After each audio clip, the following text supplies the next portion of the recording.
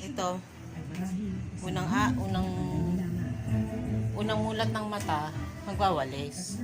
Ito yung araw-araw ko eh. Linis muna tayo. Yun talaga, nanay. Nag-isa lang naman ako dito sa bahay, kaya anytime yung trabaho ko, pwede kong gawin. Actually, hindi naman dumudumi itong bahay ko ng sobrang dumi kasi araw-araw talaga naglilinis ako ng general cleaning. Talagang general cleaning. Para hindi ba naiipunan ng dumi? Ayan. Ang pinakamabilis dumi dito sa amin, yung garahe. Kasi may ayan may puno ng mangga. Yung mahirap. Talagang kahit maya ka magwalis, may ipon yung dumi na yan. Hiningal na ako.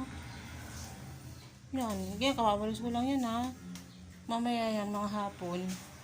Parang hindi na naman naglinis maghapon kasi marumi. Yun. Yan yung nahakat ko kaninang walisin dito. Samantala kayo na umaga, nagwalis na rin ako. Diba? Diba? Pag di ka matyaga, ilalabas ko na lang yun dyan. Pagod na ako. Dami ko na nakakal kanina eh. Yan. Paglinis na ako, tapos yung motor na lang yung pinakagwapong anak. Walisan ko muna kasi hindi ito yung dumi naipunan. Hindi niya pa magamit to kasi pa yung niya, braso. Nasakit pa. Hindi pa makirot pa. Nahinto nga yung pagpapaano yata eh. Hindi ko alam.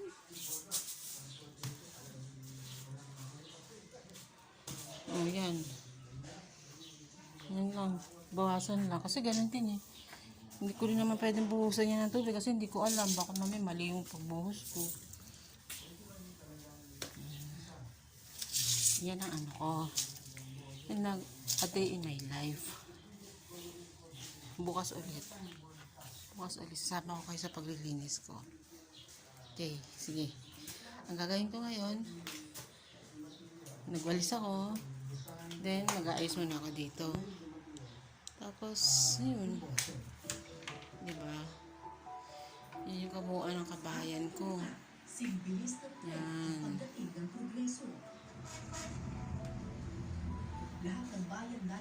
Actually, maliit lang naman itong bahay. Kaya lang up and down eh. Kaya may kahirapan talaga linisin. Pero kung araw-araw ka naglilinis, hindi matatambak ang ang basura mo. Diba? O sige, bukas ulit. Chismis ulit tayo. Okay, bye-bye.